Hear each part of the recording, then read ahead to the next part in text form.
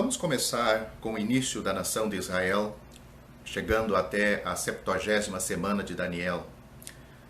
Quando Deus tirou Abraão de sua terra natal, trazendo-o para a terra prometida, a terra de Canaã, ele lhe fez uma promessa. Essa promessa garantiu à sua semente, aos descendentes de Abraão, uma terra para sempre. Gênesis capítulo 13, versículos 14 a 15 diz: E disse o Senhor a Abraão, depois que Ló se separou dele: Levanta agora os teus olhos e olha desde o lugar onde estás para a banda do norte e do sul, e do oriente e do ocidente. Porque toda esta terra que vês, tu hei de dar a ti e a tua semente para sempre. Esta promessa garantiu para Israel uma terra para sempre. Esta terra é conhecida hoje como a Palestina. As promessas feitas por Deus mais adiante ao rei Davi garantiram não apenas uma terra para sempre, mas também um trono para sempre, isto é, um reino. Em 2 Samuel, capítulo 7, versículo 13, é dito: Este edificará uma casa ao meu nome e confirmarei o trono do seu reino para sempre. As promessas do novo concerto de que nós lemos em Jeremias capítulo 31, versículo 33, garantiram para a nação de Israel salvação para sempre, isto é, reconciliação com Deus. O versículo 33 diz: Mas este é o concerto que farei com a casa de Israel depois daqueles dias, diz o Senhor. Porei a minha lei no seu interior e a escreverei no seu coração, e eu serei o seu Deus, e eles serão o meu povo. E mais adiante diz: Porque lhes perdoarei a sua maldade, e nunca mais me lembrarei dos seus pecados.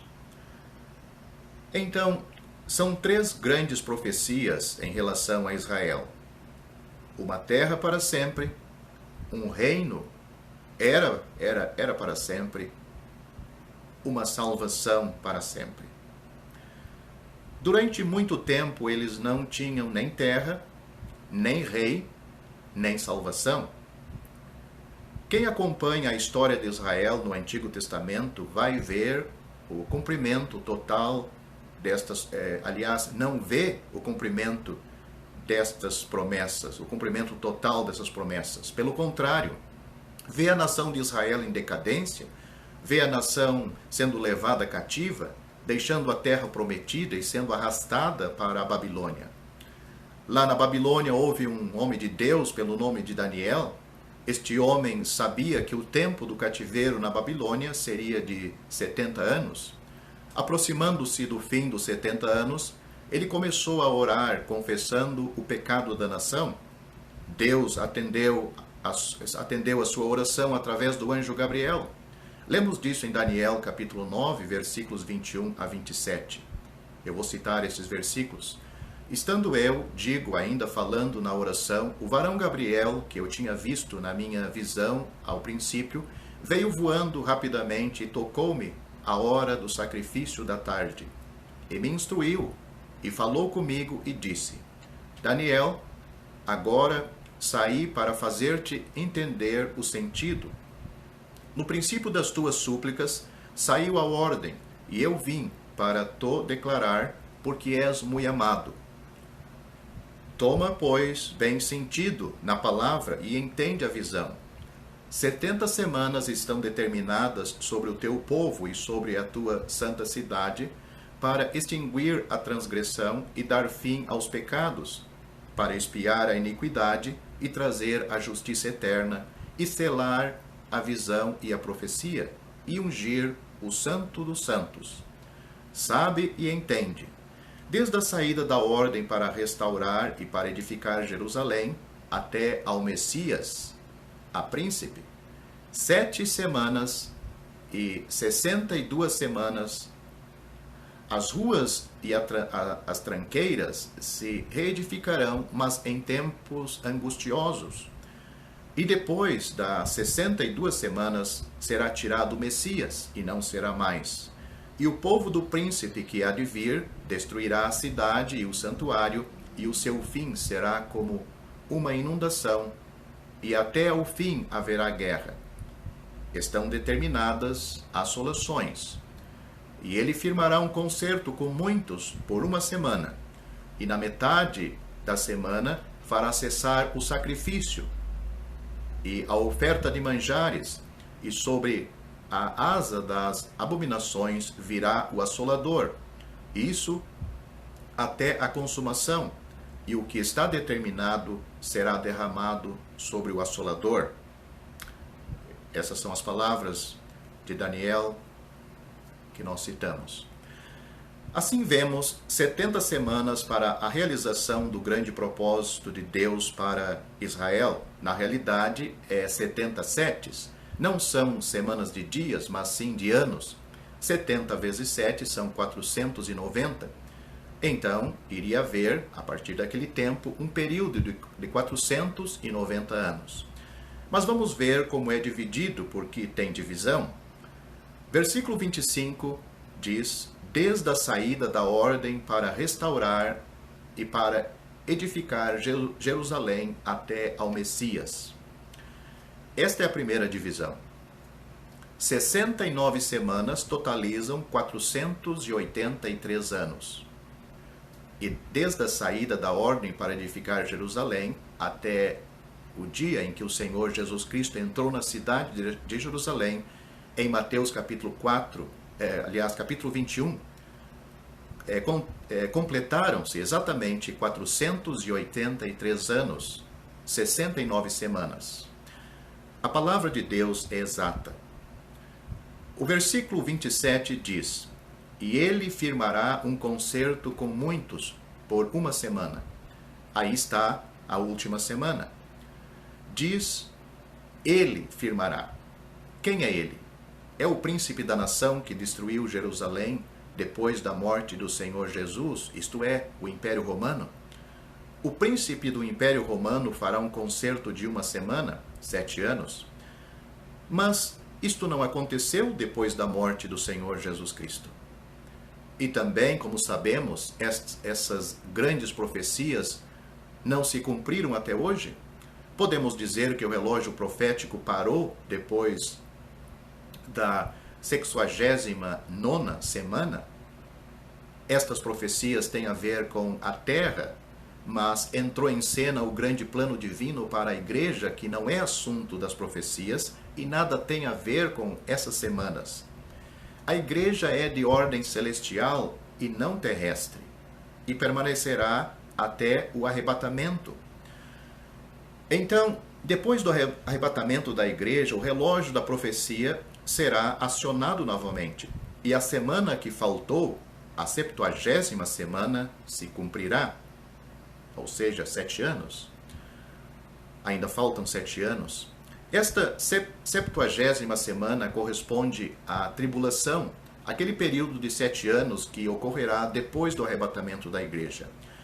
A tribulação tem muito a ver com a nação de Israel.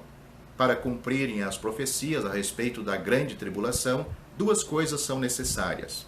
Primeiro, Israel, ao menos em parte, tem que estar de volta na sua terra. E em segundo lugar, o templo é obrigado a ser reconstruído. Estes 2 fatos são evidentes no discurso do Senhor Jesus em Mateus capítulo 24 e versículos 15 e 16, que diz: quando, pois, virdes que a abominação da desolação que falou o profeta Daniel está no seu lugar santo, quem lê, entenda, então os que estiverem na Judéia fujam para os montes. Isto foi o que o Senhor falou. O lugar santo se refere ao templo. Então o Senhor Jesus está mostrando que naquele tempo haverá um templo em Jerusalém e o povo judaico estará de volta à sua terra, pelo menos em parte. Os turcos tomaram conta da terra prometida e a dominaram até o ano de 1917. No mês de novembro daquele ano, os britânicos tomaram a terra dos turcos e a deram para os judeus. Desde então, os judeus começaram a voltar para a sua terra. Em 1948, tornou-se um estado independente. Assim, as profecias a respeito da tribulação poderão se cumprir logo. A tribulação pode estar perto e antes daquilo, nosso Senhor, antes da tribulação, nosso Senhor virá para nos arrebatar para estarmos com Ele, ou seja, a igreja desta era.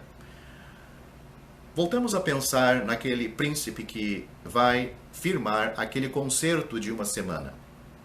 O antigo Império Romano será recomposto com capital na cidade de Roma. O cabeça ou presidente daquele império é a primeira besta do Apocalipse capítulo 13. Este indivíduo sinistro fará um pacto com a nação de Israel. Os judeus atuais são em grande parte ateus, não se importam mais com o Senhor, Jeová. E esta parte incrédula da nação estará num acordo com ele. Com certeza a besta dará muitas garantias de segurança para a nação de Israel. Uma outra parte da nação continuará com os sacrifícios no templo. Esta seria a parte religiosa da nação. Depois de 3 anos e meio, a besta romperá o pacto, e a segunda besta, o anticristo, fará no lugar santo, isto é, no templo, uma imagem que chegará a falar, conforme Apocalipse capítulo 13, e a partir daquilo, tudo mudará. O anticristo obrigará a todos a adorar a besta em lugar de Deus. Em Israel, naquele tempo, haverá gente que não vai adorar a besta e não vai receber o seu sinal na testa. Mas esta dupla de bestas, o cabeça do Império Romano e o anticristo, inaugurarão uma perseguição e, conforme as profecias, 2/3 da nação de Israel perecerão. Do remanescente fiel, muitos serão martirizados e praticamente no fim dessa famosa semana haverá uma invasão na terra prometida por parte dos grandes exércitos do mundo, inclusive o da besta. Esta grande congregação dos exércitos refere-se à famosa batalha de Abagedon, que nós lemos em Apocalipse. Estando eles travados em guerra feroz, aparecerá no céu o sinal do Filho do Homem. E ele virá em glória e majestade com seus exércitos descendo, acompanhado pelos santos. Os exércitos da terra se atreverão a guerrear contra ele, mas os seus arsenais bélicos não terão efeitos. O Senhor Jesus será vitorioso, Israel será libertado. O Senhor Jesus encaminhará seu reino milenar e Israel será a nação privilegiada durante aquele reino. Se você gostou deste vídeo, deixe seu joinha, isso nos ajudará a divulgá-lo. Também não se esqueça de inscrever-se em nosso canal. Ative o sininho das notificações para que você receba os novos vídeos. Deixe seus comentários. Obrigado por assistir este vídeo.